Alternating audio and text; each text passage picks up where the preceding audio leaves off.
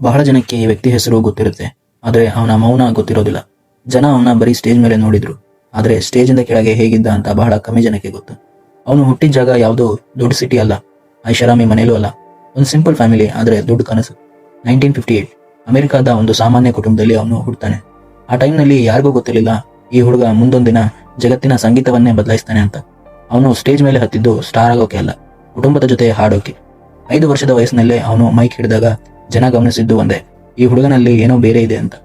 ಕಾಲ ಸಾಗ್ತಾ ಹೋಯ್ತು, ಹುಡುಗ ಬೆಳೆದ, ಆದರೆ ಅವನೊಳಗಿನ ಹಸುವು ಇನ್ನೂ ದೊಡ್ಡದಾಯ್ತು. ಅವನು ಹಾಡ್ತಿದ್ದ, ಡ್ಯಾನ್ಸ್ ಮಾಡ್ತಿದ್ದ, ಮತ್ತೆ ಮತ್ತೆ ಅಭ್ಯಾಸ ಮಾಡ್ತಾ ಇದ್ದ, ಯಾರಿಗೂ ಕಾಣದಷ್ಟು, ಯಾರಿಗೂ ಗೊತ್ತಾಗದಷ್ಟು. 1982ನಲ್ಲಿ ಒಂದು ಆಲ್ಬಮ್ ಬಂತು, ಹೆಸರು ಥ್ರಿಲ್ಲರ್. ಅದು ಹಾಡಲ್ಲ, ಅದು ಒಂದು ಫೆನೋಮಿನಾ. ಸಂಗೀತ, ನೃತ್ಯ, ಕತೆ ಮೂರೂ ಒಂದೇ ಸ್ಕ್ರೀನ್ ಮೇಲೆ.